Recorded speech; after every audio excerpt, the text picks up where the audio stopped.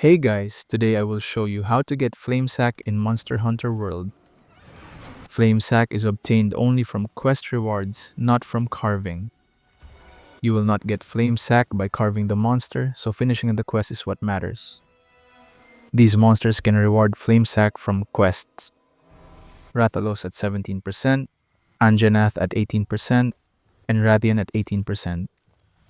Out of the three, the easiest and fastest to farm is Anjanath, so that is the one you should focus on early game. From my experience, you get better results by breaking as many monster parts as possible, especially if you break the head and capturing Anjanath instead of killing it. You're almost guaranteed to get a Flame Sac from the quest rewards. Keep in mind that Anjanath is the first major wall for many new hunters, so make sure you are prepared for this hunt.